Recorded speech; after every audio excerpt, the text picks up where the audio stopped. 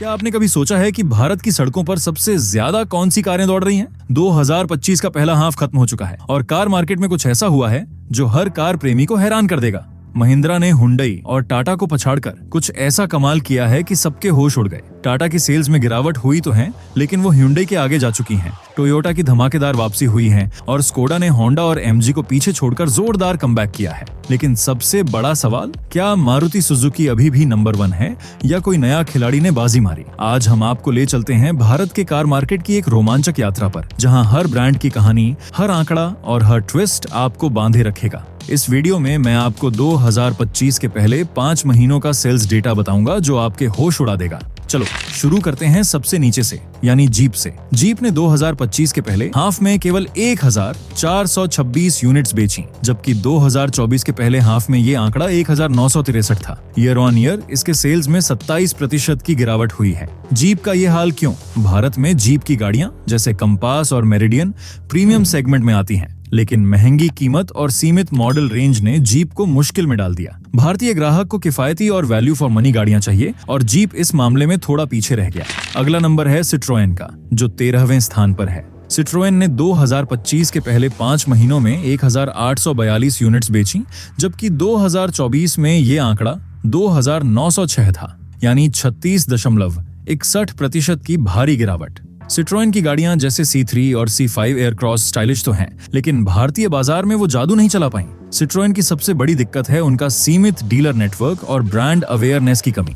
भारतीय ग्राहक अभी भी मारुति, हुंडई जैसी जानी पहचानी कंपनियों पर ज्यादा भरोसा करते हैं। सिट्रोएन को अगर बाजार में टिकना है तो उन्हें और आक्रामक मार्केटिंग और बेहतर सर्विस नेटवर्क की जरूरत है। अब बात करते हैं निसान की, जो 12वें स्थान पर है। निसान ने 2025 के पहले 5 महीनों में 10,410 यूनिट्स बेची, जबकि 2024 में ये आंकड़ा 12,934 था, यानी 19.51% की भारी गिरावट। निसान की मैग्नाइट एसयूवी ने पिछले कुछ सालों में अच्छा प्रदर्शन किया था, लेकिन 2025 में इसकी बिक्री में कमी आई। क्यों? क्योंकि कॉम्पैक्ट एसयूवी सेगमेंट में अब मारुति ब्रेजा, टाटा नेक्सन और हुंडई वेन्यू जैसी गाड़ियां हावी हैं। मैग्नाइट में फीचर्स तो अच्छे हैं, लेकिन इसका डिजाइन अब थोड़ा पुराना लगने लगा है। 11वें नंबर पर है रेनो, जिसने 2025 के पहले हाफ में 13,406 यूनिट्स बेची, जबकि 2024 में ये आंकड़ा 19,547 था, यानी 31.42% की भारी गिरावट। रेनो की दिक्कत ये है कि उनकी गाड़ियों में नए फीचर्स की कमी है और ब्रांड की मार्केटिंग भी उतनी मजबूत नहीं।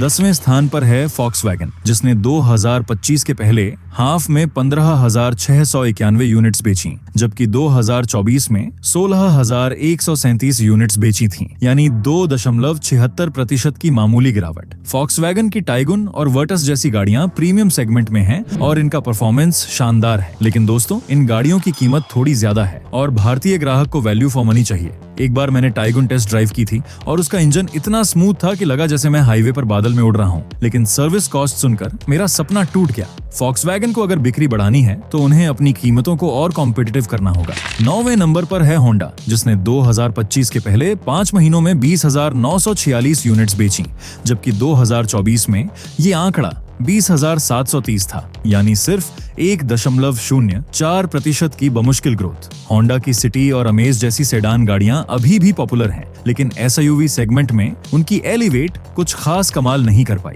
होंडा की गाड़ियां रिलायबल तो हैं, लेकिन फीचर्स के मामले में वो अब हुंडई और किया से पीछे रह रही हैं। होंडा को अगर टॉप 5 में वापसी करनी है तो उन्हें एसयूवी सेगमेंट में और आक्रामक रणनीति अपनानी होगी। अब आते हैं एमजी पर, जो 8वें स्थान पर है। एमजी ने 2025 के पहले हाफ में 29,399 यूनिट्स बेची, जबकि 2024 में ये आंकड़ा 22,404 था, यानी 31.22% की शानदार ग्रोथ। एमजी की विंडसर ईवी ने इलेक्ट्रिक कार सेगमेंट में धमाल मचाया है। मई 2025 में एमजी की कुल बिक्री में से 3,939 यूनिट्स विंडसर ईवी की थीं।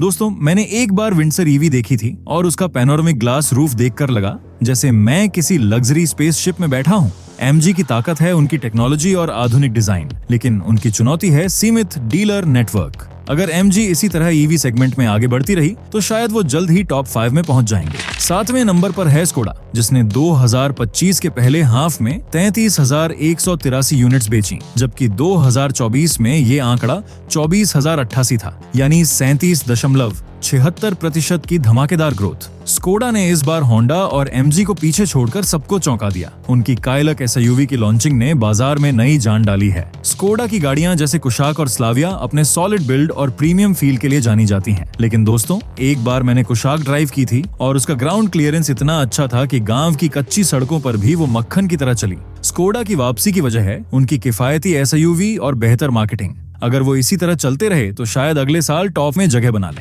6ठे स्थान पर है किया, जिसने 2025 के पहले हाफ में 1,21,496 यूनिट्स बेची, जबकि 2024 में ये आंकड़ा 1,04,837 था, यानी 15.89% की ग्रोथ। किया की सेल्टोस और सोनेट जैसी SUV गाड़ियां भारतीय बाजार में खूब पसंद की जा रही हैं। मई 2025 में किया ने 22,315 यूनिट्स बेची, जिसमें उनकी नई कारेंस क्लाविस ने भी अच्छा योगदान दिया। किया की गाड़ियां फीचर लोडेड हैं, जैसे सनरूफ, वेंटिलेटेड सीट्स और 360 डिग्री कैमरा मिलते हैं। 5वें नंबर पर है टोयोटा, जिसने 2025 के पहले हाफ में 1,35,078 यूनिट्स बेची, जबकि 2024 में ये आंकड़ा 1,14,275 था, यानी 18.21% की शानदार ग्रोथ। टोयोटा की इनोवा क्रिस्टा और हाईक्रॉस जैसी AMUV गाड़ियां भारतीय परिवारों की पसंदीदा हैं। टोयोटा की गाड़ियां अपनी ड्यूरेबिलिटी और कम मेंटेनेंस कॉस्ट के लिए जानी जाती हैं।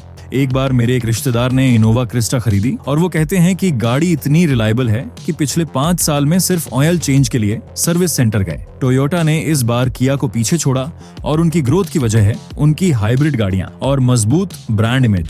4थे स्थान पर है हुंडई, जिसने 2025 के पहले हाफ में 2,28,491 यूनिट्स बेचकर भी दूसरे स्थान से खिसक गई। 2024 में हुंडई ने 2,42,437 यूनिट्स बेची थी, यानी 5.75% की गिरावट। हुंडई की क्रेटा और वेन्यू जैसी SUV गाड़ियां अभी भी पॉपुलर हैं, लेकिन महिंद्रा की आक्रामक रणनीति ने उन्हें पीछे धकेल दिया। हुंडई की गाड़ियां फीचर रिच हैं, लेकिन उनकी कीमतें अब थोड़ी ज्यादा लगने लगी हैं। एक बार मैंने क्रेटा ड्राइव की थी और उसका सनरूफ इतना मस्त था कि लगा जैसे मैं किसी मूवी में हूँ, लेकिन सर्विस कॉस्ट और इंश्योरेंस प्रीमियम सुनकर थोड़ा झटका लगा। हुंडई को अगर वापसी करनी है तो उन्हें किफायती मॉडल्स और बेहतर ऑफर्स लाने होंगे। तीसरे नंबर पर है टाटा, जिसने 2025 के पहले हाफ में 2,39,062 यूनिट्स बेची, जबकि 2024 में ये आंकड़ा 2,40,410 था, यानी 0.56% की मामूली गिरावट। टाटा की पंच और नेक्सन जैसी SUV गाड़ियां 2024 में टॉप पर थीं, लेकिन इस बार महिंद्रा ने उन्हें पछाड़ दिया और टाटा ने हुंडई को। टाटा की गाड़ियां सेफ्टी के लिए जानी जाती हैं और उनकी सारी गाड़ियां ग्लोबल NCAP में 4 या 5 स्टार रेटिंग रखती हैं। लेकिन दोस्तों, टाटा की सर्विस क्वालिटी में अभी भी सुधार की जरूरत है। एक बार मेरे एक दोस्त ने टाटा नेक्सन खरीदी और वो कहता है कि गाड़ी तो शानदार है, लेकिन सर्विस सेंटर में स्टाफ इतना स्लो था कि लगा जैसे वो गाड़ी का टायर खुद बना रहे हैं। टाटा को अगर टॉप 2 में वापसी करनी है तो उन्हें सर्विस नेटवर्क और क्वालिटी कंट्रोल पर ध्यान देना होगा। दूसरे नंबर पर है महिंद्रा, जिसने 2025 के पहले हाफ में 2,61,004 यूनिट्स बेची, जबकि 2024 में ये आंकड़ा 2,36,743 था, यानी 10.25% की शानदार ग्रोथ। महिंद्रा ने इस बार हुंडई और टाटा को पीछे छोड़कर दूसरा स्थान हथिया लिया। उनकी स्कॉर्पियो और थार जैसी SUV गाड़ियां भारतीय बाजार में धमाल मचा रही हैं। महिंद्रा की ताकत है उनकी रग्ड डिजाइन और किफायती कीमत। एक बार मैंने थार ड्राइव की थी और उसका ऑफ रोड परफॉर्मेंस इतना मस्त था कि लगा जैसे मैं किसी रैली में हूँ। महिंद्रा की ग्रोथ की वजह है उनकी नई XUV और BE सीरीज, जो फीचर लोडेड और सेफ्टी में भी टॉप है। महिंद्रा अब मारुति के बाद सबसे बड़ी कार कंपनी बन गई है और ये उनके लिए गर्व की बात है। और अब बारी है नंबर 1 की, यानी मारुति सुजुकी। मारुति ने 2025 के पहले हाफ में 7,59,100 यूनिट्स बेची, जबकि 2024 में ये आंकड़ा 7,61,746 था, यानी 0.26% की मामूली गिरावट। फिर भी मारुति भारत के कार बाजार का बेताज बादशाह है। उनकी डिजायर, स्विफ्ट और ब्रेजा जैसी गाड़ियां हर महीने टॉप सेलर्स की लिस्ट में रहती हैं। मारुति की ताकत है उनकी किफायती कीमत, शानदार माइलेज और देश भर में फैला सर्विस नेटवर्क। मारुति की गाड़ियां हर वर्ग के लिए हैं। चाहे वो टैक्सी ड्राइवर हो या फैमिली। लेकिन उनकी चुनौती है अब प्रीमियम सेगमेंट में टिकना, जहां टाटा और महिंद्रा उनसे आगे निकलने की कोशिश कर रहे हैं। दोस्तों, 2025 के पहले 5 महीनों में कुल 18,71,233 कारें बिकी, जबकि 2024 में ये आंकड़ा 18,21,157 था, यानी 2.75% की ग्रोथ। भारतीय कार बाजार अब दुनिया का तीसरा सबसे बड़ा बाजार है और एसयूवी की डिमांड इसमें सबसे ज्यादा है। तो दोस्तों, ये थी 2025 के पहले 5 महीनों की कार सेल्स की कहानी। मारुति सुजुकी अभी भी नंबर 1 है, लेकिन महिंद्रा की धमाकेदार वापसी और टोयोटा स्कोडा की ग्रोथ ने बाजार को और रोमांचक बना दिया है। टाटा और हुंडई को अब अपनी रणनीति पर फिर से काम करना होगा। और हाँ, अगर आप भी नई कार खरीदने की सोच रहे हैं तो पहले रिसर्च जरूर करें, क्योंकि गाड़ी सिर्फ स्टेटस नहीं, आपका साथी है। और अगर आपको ये वीडियो पसंद आया तो लाइक, शेयर और सब्सक्राइब करना ना भूलें।